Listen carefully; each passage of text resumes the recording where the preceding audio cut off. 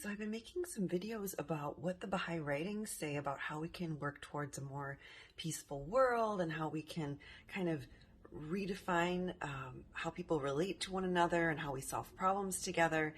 And this is inspired by my song Victory, which touches on these topics too. And I've been mentioning in some of my videos that there's something called consultation, which is found in the Baha'i writings, and it's basically like a process, but also a discipline, a way of relating to one another, of solving problems together. And the Baha'i writings encourage us to use consultation in all things. So whether we're consulting with our significant other or our children or a work group, any situation we can apply consultation.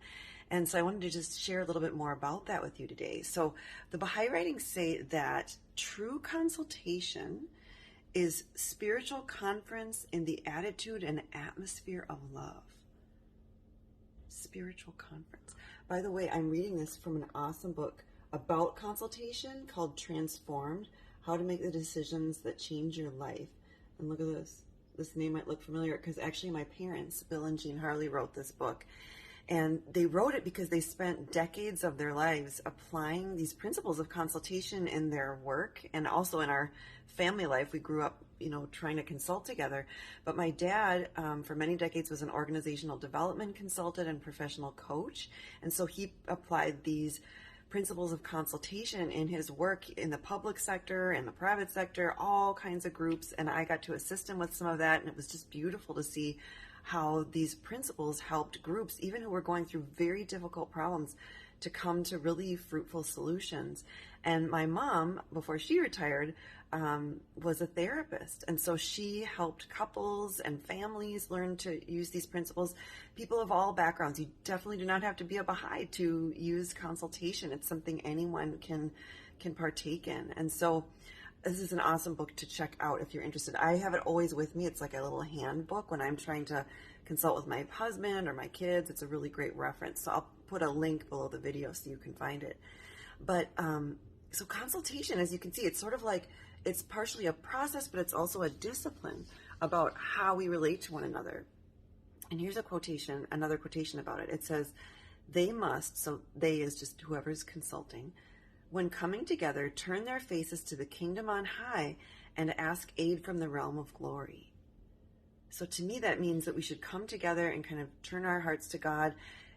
In whatever group that might be for you, it might be, actually praying to God, or in some situations, like professional situations where maybe it's not appropriate to bring in prayer, it could be about having that group focus on common principles that are really important, like compassion or justice. But this idea of coming together, dilating our hearts, and focusing on kind of a spiritual focus is really important.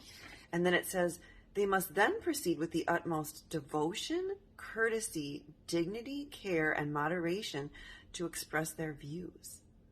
Isn't that an interesting combination of attributes that we should strive for when we're trying to have this kind of spiritual conference? And then it says, they must in every matter search out the truth and not insist upon their own opinion. For stubbornness and persistence in one's views will lead ultimately to discord and wrangling, and the truth will remain hidden.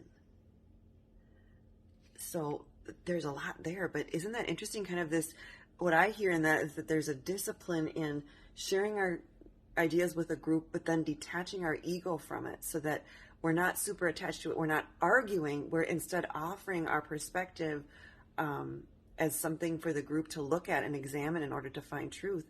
And it also seems to suggest that if we're arguing, the truth will remain hidden. It's almost like if we're arguing, both people are wrong.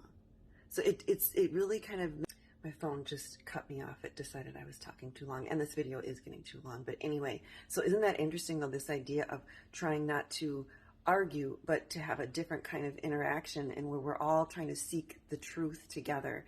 So this is just one of many, many quotes in the Baha'i writings that help us learn how this discipline of consultation. But I just wanted to share one with you today.